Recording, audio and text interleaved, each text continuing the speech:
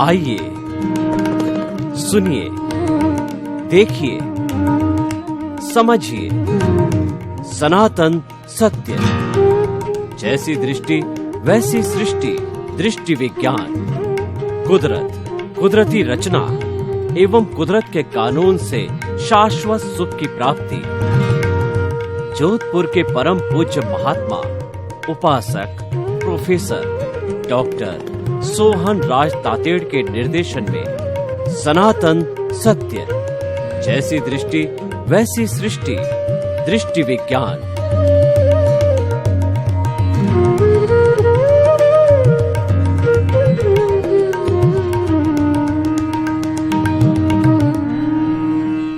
भाई और बहनों, मातृशक्ति को नमन।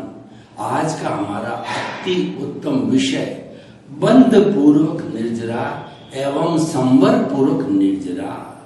बंध और संवर और निर्जरा, तीन शब्द जो इस एपिसोड में आ रहे हैं। पहले तीन शब्दों की हम परिभाषा करते हैं। निर्जरा, निर्जरा का अर्थ होता है झरण होना, और वो जो है अलग होना हमारी आत्मा के ऊपर या हमारे कर्म शरीर के ऊपर। जो अज्ञान रूपी परमाणु, जो राग द्वेष रूपी परमाणु है, जिनको कर्म कहते हैं, वो हमारी आत्मा से या कर्म शरीर से अलग होते हैं। उसको निर्जरा कहते हैं। Dissociation of the karma from the causal body और from the soul is called the nirjara. तो निर्जरा का मतलब पृथक होना, अलग होना। और ये जो हमारे आत्मा से कर्म निर्झर होते हैं, ये आंशिक निर्जरा है। आंशिक निर्जरा धीरे धीरे इकट्ठी होती होती जब संपूर्ण निर्जरा हो जाती है, इसका मतलब कर्म शरीर कहिए या प्रतिष्ठित आत्मा कहिए या मन कहिए या ज्ञान कहिए या कॉजल बॉडी कहिए, कार्बन शरीर कहिए, लिंग शरीर कहिए, वो समाप्त हो जाता है। तो वह समाप्त होने पर आत्मा 24 कैरेट का सोना बन जाती है। फिर वह यह जो है जड़ रूपी शरीर में निवास नहीं करती है, वह तो अजर अमर अविनाशी होकर के सिद्ध शिला में ईश्वर बन करके विराजमान हो जाती है और शाश्वत सुख को प्राप्त हो जाती है। फिर ये 84 लाख जीवा योनि के आवागमन जो दुख का कारण है, उसके अंदर ये आत्मा कभी नहीं आती, वो कभी बद्ध आत्मा नहीं होती है। तो ये तो निर्जरा का हुआ। और बंध, बंध का अर्थ है कि जो आत्मा का जो है कर्मों के साथ के अंदर एकदम कहना चाहिए घुल मिल जाना, एकदम उसके साथ में चिपक जाना, फेविकॉल की तरह, वो बंध कहलाता है। कर्मों का आत्मा के साथ में जुड़ना, एक मेक होना, एकाकार होना, तन्मयाकार होना, वो बंध कहलाता। और निर्जरा है, ये बंध को जो है संवर रूप में कहा जाता है। संवर बंध को जो है वो हम आश्रव रूप में कहते हैं। आश्रव का मतलब जो कर्मों का हमारी आत्मा में आने का जो द्वार है, जो नाला है, उस नाले में पाप पुण्य रूपी जो है कर्मों के पुद्गल आते हैं। जब उन पर कोट जब जाता है, जब भाव जो है गिरता है प्रतिष्ठित आत्मा है, तब उस पर कोट लगता है। कोट लगते ही वो कर्म बन जाता है। कोट के पहले वो साधारण परमाणु होता है और भाव का कोट लगता है। कोट लगते ही जो है वह कर्म बन जाता है और शक्तिशाली, पावरफुल हो जाता है।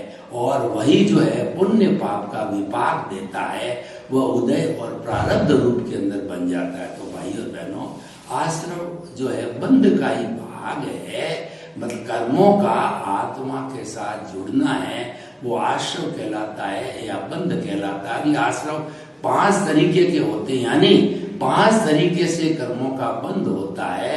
वो है मिथ्यात्व, अविरति, प्रमाद, कषाय और योग। मिथ्यात्व का अर्थ होता है रॉन्ग बिलीफ। जितनी हमारी गलत बिलीफ है कि ये शरीर मेरा है, ये शरीर का संचालक मैं हूं, ये रॉन्ग बिलीफ है। और उसके साथ के अंदर जो है ये सृष्टि का जो नियंता है, कौन है, इसका जब भ्रम होता है तब वो अज्ञान कहलाता है। सृष्टि का नियंता व्यवस्थित शक्ति है और कुदरत है वो सृष्टि का नियंता है। परंतु हम मान बैठते हैं कि मन वचन काया रूपी शरीर का संचालक मैं स्वयं हूँ। इस अज्ञान के कारण मिथ्यात्व खड़ा हो जाता है, मोहनीय कर्म खड़ा हो जाता है। अविरति मतलब जो है धर्म की प्रवृत्ति के अंदर आत्मा को पहचानने में रुचि न होना और देहाध्यास होना, ये अविरति है। मिथ्यात्व विरति प्रमाद का अर्थ ये है कि आत्मा का चिंतन करने के लिए या आत्मा को पहचानने के लिए आदमी को इंटरेस्ट नहीं होना और संसारी कार्यों में ज्यादा इंटरेस्ट होना, ये प्रमाद कहलाता। मिथ्यात्व अविरति प्रमाद कषाय, क्रोध मान माया लोभ जो है इनका जो है जीवन में संचालन करना, ये जो है वो कषाय कहलाता है। मिथ्यात्व अविरति प्रमाद कषाय योग, मन वचन काया जो है इनको योग कहा जाता है। इस तरीके से आश्रव है वो हमारा बंध है। तो इसका अर्थ ये हुआ कि बंध पूर्वक निर्जरा का अर्थ ये है कि जब हमारी मन वचन काया की जो धार्मिक प्रवृत्ति शुभ प्रवृत्ति होती है उससे जो है हमारे पुण्य का बंध होता है और साथ साथ में निर्जरा होती है, ये बंध पूर्वक निर्जरा कहलाती है। और एक दूसरी निर्जरा होती है संवर पूर्वक निर्जरा।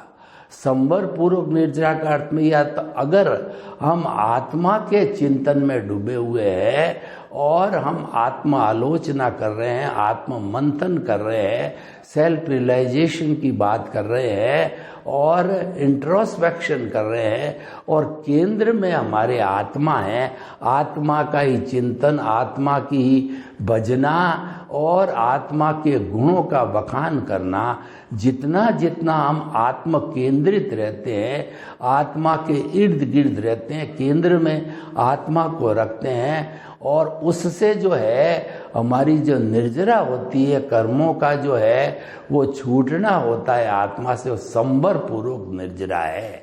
संवर पूर्वक निर्जरा के अंदर हमारे पुण्य जो बनता है वह मोक्ष के लायक और सहायक मिलता है और बंध पूर्वक निर्जरा में वो पुण्य आता है, वो शुभ गति के अंदर ले जाता है, मनुष्य गति में और देव गति के अंदर गति में घुमाता है। गतियाँ चाहे शुभ हो चाहे अशुभ हो वो स्वयं संसार है।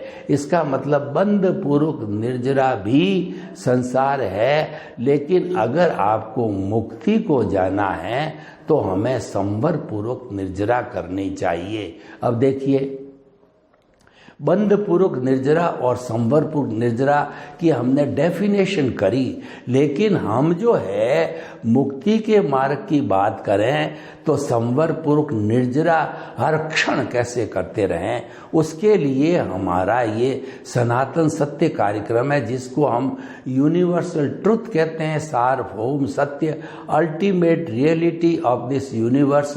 रहस्य ब्रह्मांड के रहस्यों को जानना हो तो सनातन सत्य को जानिए। सनातन सत्य सिद्धांत पर आधारित होता है और सिद्धांत कभी बदलता नहीं है, सिद्धांत परमानेंट होता है और सिद्धांत में कोई अवस्था नहीं होती है, क्योंकि अवस्था परिवर्तनशील होती है, अवस्था जड़ होती है और अवस्था विनाशी होती है। लेकिन सनातन सत्य है वह अविनाशी है और वह परमानेंट है। तो इसीलिए सनातन सत्य जो है वो कैसे प्राप्त किया जाता है कि हमारी रॉन्ग बिलीफ को समाप्त करके जब हम राइट बिलीफ के अंदर आते हैं, यानी हम अज्ञान को इरेज करते हैं, तो हमारे को जो है वह ये रास्ता मिलता है। ये रास्ता दृष्टि विज्ञान का रास्ता है और ये रास्ता कहीं बाहर दिखाई नहीं देता है। देखिए, मन वचन काया दिखाई देते हैं, हम चिंतन करते हैं, वचन से बोलते हैं, काया से काम करते हैं, तो ये वचन और काया साफ दिखाई देती है। दिखाई देने वाली जितनी भी है ये सब क्रिया कहलाती है और क्रिया परिणाम होता है। क्रिया विनाशी होती है और परिणाम स्वरूप का मतलब ये भुगतान है और ये हमारा हिसाब है, और हिसाब हमने पूर्व जन्म में अर्जित किया था, जो इस जन्म के अंदर वो हमको हिसाब मिला। और एक जो सृष्टि का नियम है कि to the every action there is equal and opposite reaction, यानी पिछले जन्म में हमने एक्शन किया, जो कॉज डाले और उससे जो बंच ऑफ द कॉज बना, वो हमारा द्रव्य कर्म है जो इस जन्म के अंदर मिला, वो परिणाम स्वरूप है। इसको पुरुषार्थ मानना जो है, ये कहना चाहिए कि ये भ्रम है, परिणाम है। परिणाम को अगर हम पुरुषार्थ मानेंगे तो हमारी मूल के अंदर भूल हो जाएगी। ये तो मैकेनिकल मोड से चलता है। इसीलिए कहा गया है कि मन वचन काया तथा उससे जुड़ी हुई हर अवस्था मात्र कुदरती रचना है, और वह कुदरती रचना जो है वो ऑटो मोड से चलती है, और वह विनाशी है क्योंकि वह अवस्था से जुड़ी हुई है। हमारा ये सनातन सत्य कार्यक्रम कुदरती कानून और बीच में है कुदरती रचना। कुदरती रचना परिवर्तनशील है, और कुदरत का कानून भूत भविष्य वर्तमान में कभी नहीं बदलता, परमानेंट है इसके अंदर, और ये सिद्धांत पर आधारित है, इसलिए नहीं बदलता है। तो भाई और बहनों, हमें जो है परिणाम को छोड़ करके, और हमारा जो पुरुषार्थ है, और व्यक्ति कहता है कि मैं तो अगर पुरुषार्थ नहीं करूंगा तो पीछे रह जाऊंगा, दुनिया का नंबर 1 कैसे व्यक्ति बनूंगा। तो आप अगर हमारे इस मन वचन काया की जो क्रिया को पुरुषार्थ मानते हो, तो हमने इसको रिलेटिव पुरुषार्थ की संज्ञा दी है। रिलेटिव पुरुषार्थ अज्ञान है, अज्ञान बुरा नहीं है। अज्ञान से हमारे इस संसार का पूरा कहना चाहिए संसार चलता है, अज्ञान न हो तो संसार चले नहीं। संसार का जो मूल बीज है वो अज्ञान है, अज्ञान ये राग द्वेष है, और ये प्रतिष्ठित आत्मा है, इससे पुरुषार्थ किया जाता है। तो भाई और बहनों, आप इसको पुरुषार्थ माने, वो आपकी इच्छा है। सनातन सत्य जो है, जो पुरुषार्थ मानता है, वह आत्मा को केंद्र में रख करके मानता है, वो रियल पुरुषार्थ है। पुरुषार्थ का अर्थ होता है जो हमको मुक्ति की ओर ले जाने वाला है, जिसमें हमारा ज्ञान दर्शन सम्यक हो जाना चाहिए।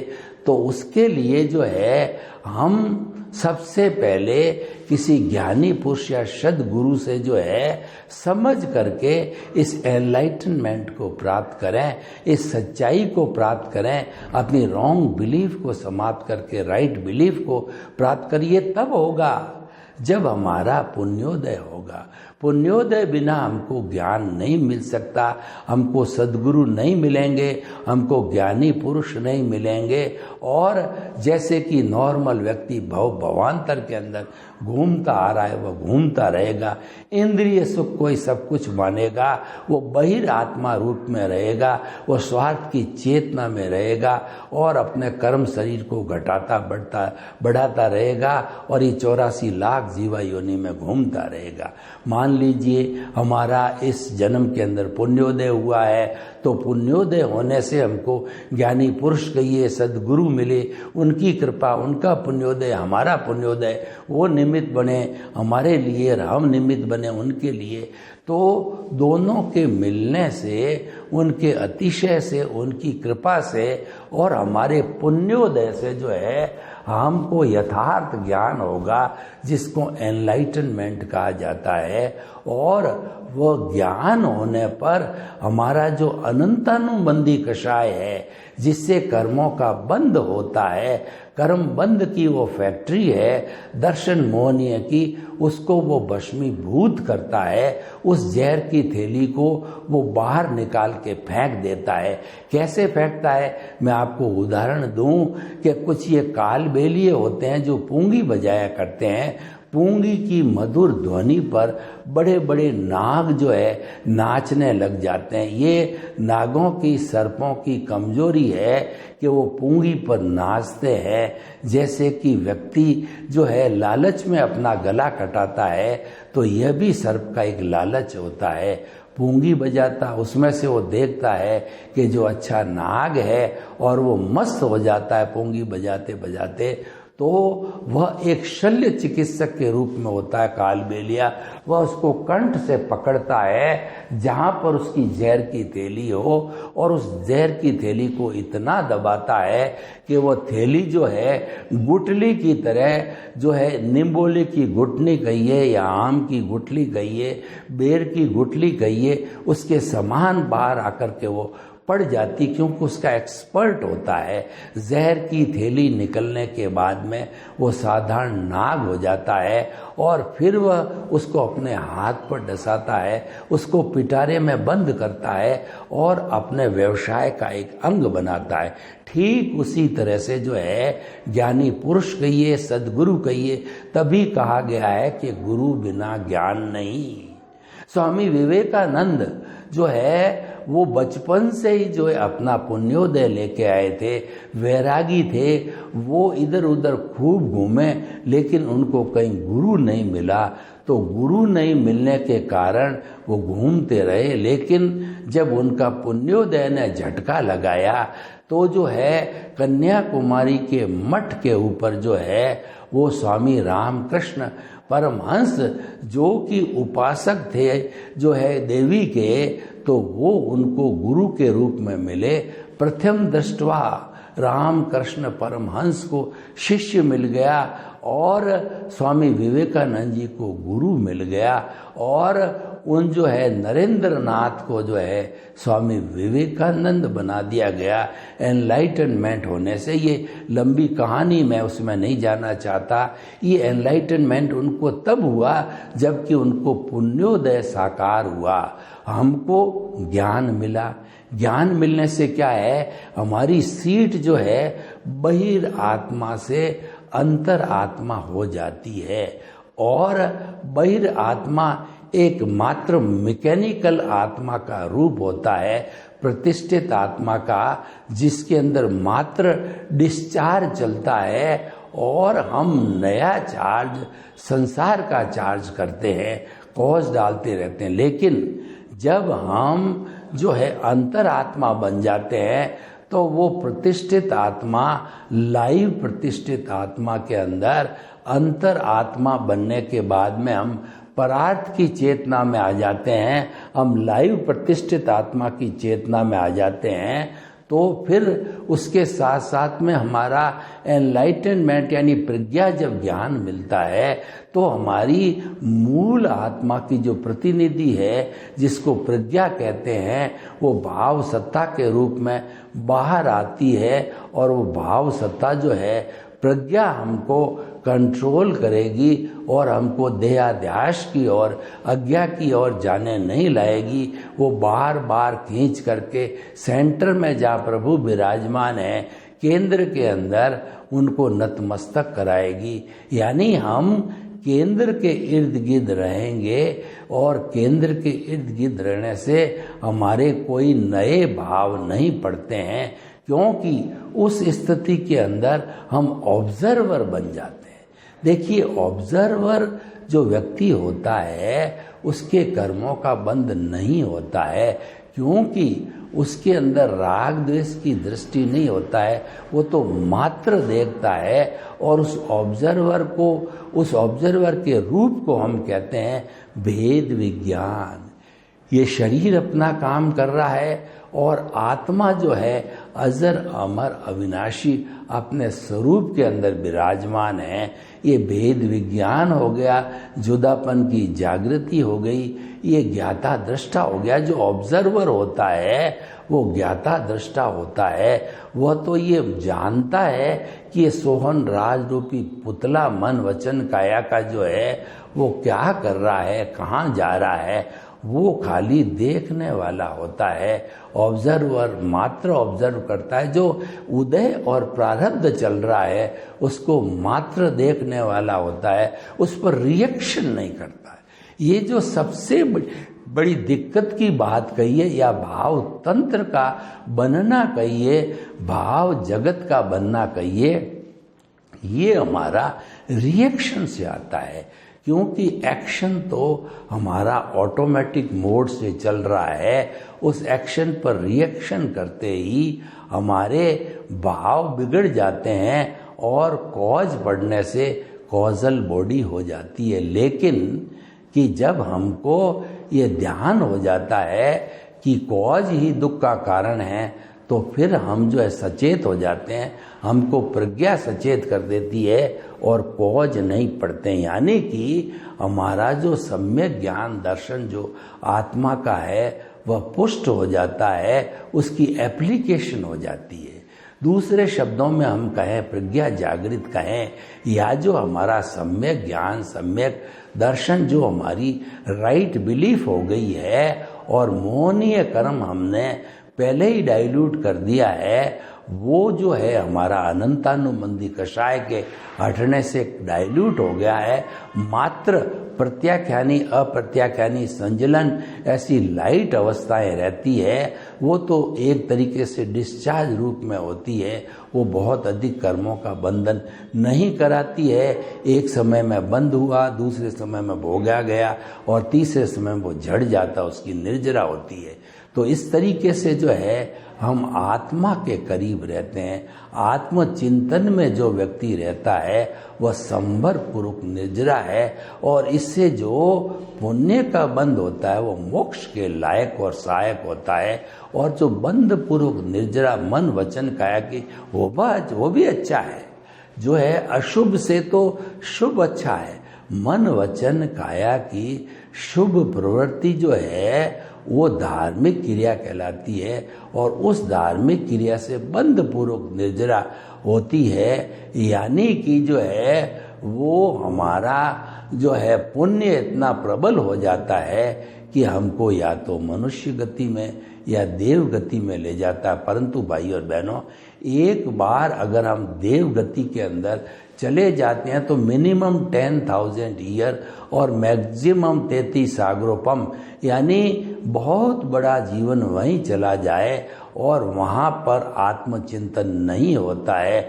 वहाँ पर सिर्फ डिस्चार्ज प्रतिष्ठित आत्मा होती है, वहाँ लाइव प्रतिष्ठित आत्मा का कोई बड़ा रोल नहीं होता है। वो तो परिणाम भोगने के लिए वहाँ जाया जाता है, क्योंकि मनुष्य योनि जो है उसके अंदर देव योनि के जो परिणाम हैं, का रिजल्ट है, जो पुण्य है, वो इतना भोग नहीं सकता।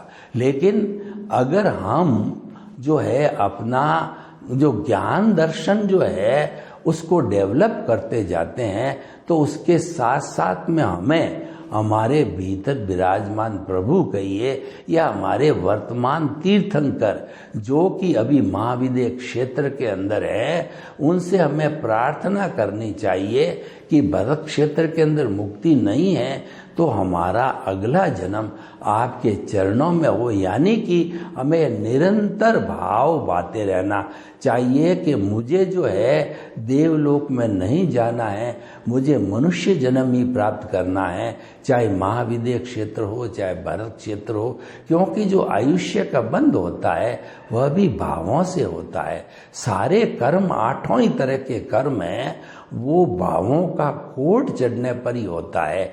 जैसे शुभ अशुभ और शुद्ध भाव होते हैं, वैसे शुद्ध भाव में कोई कोट चढ़ता नहीं है, और शुभ और अशुभ भाव में अशुभ कोट चलता है, जिसको कि वो जब उदय में आते हैं तो वो पाप कर्म कहलाते हैं। और शुभ भावों के अंदर जो है जो कोट चढ़ता है, जब वो उदय में आता है, प्रारब्ध में आता है, जब वो पुण्य कहलाता है। लेकिन कोट चढ़े बिना परमाणु कर्म नहीं बन सकता। तो इस तरीके से हमें ये कोशिश करनी चाहिए कि हम संवर पूर्वक निर्जरा करते रहें। बंध पूर्वक निर्जरा बुरी नहीं है, पर वो हमको फिर संसार में घुमाने वाली है। अगर आपका लक्ष्य मुक्ति प्राप्ति है और आपका जो है शाश्वत सुख की प्राप्ति करना है, तो आपको इस विधि से संवर पूर्वक निर्जरा करते रहना चाहिए। और ये अभ्यास की बात है, ये हमारे दृष्टि की बात है, ये क्रिया की बात नहीं है। भाव सब दृष्टि में रहते हैं। सर्वे भवन्तु सुखिनः सर्वे सन्तु निरामया। लोक के जीवों को सुख मिले, शांति मिले, आनंद मिले, प्रेम मिले, सौहार्द मिले, और सभी हम संवर पूर्वक निर्जरा करके शाश्वत सुख को प्राप्त करें। आपके प्रति शुभ।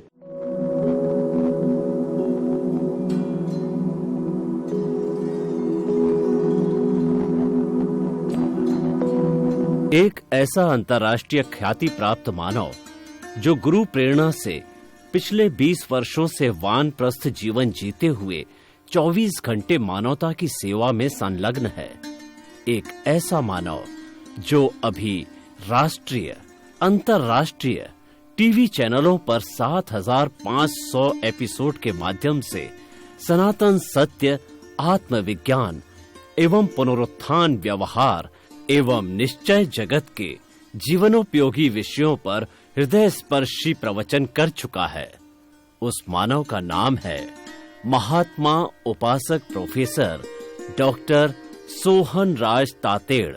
प्रोफेसर तातेड़ द्वारा योग, दर्शन, शिक्षा विषयों पर रचित पीएचडी स्तर के 250 शोध ग्रंथ भारत के 100 प्रतिष्ठित विश्वविद्यालयों में शोधार्थी पढ़ रहे हैं तथा वे सभी शोध ग्रंथ वहां की सेंट्रल लाइब्रेरियों में उपलब्ध हैं।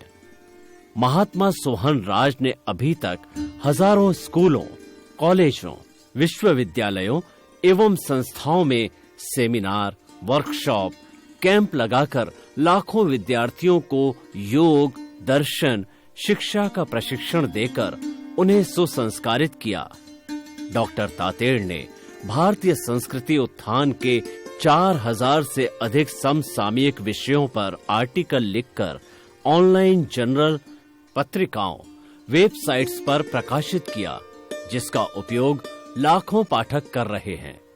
उपासक तातेड़ के 5000 से अधिक आज का सुविचार, आज का शुभ संदेश, आज का मंगल भावना योग आदि चिंतन websites, Twitter, blogger, Facebook, YouTube माध्यमों से लाखों लोग अपना जीवन निर्माण कर रहे हैं।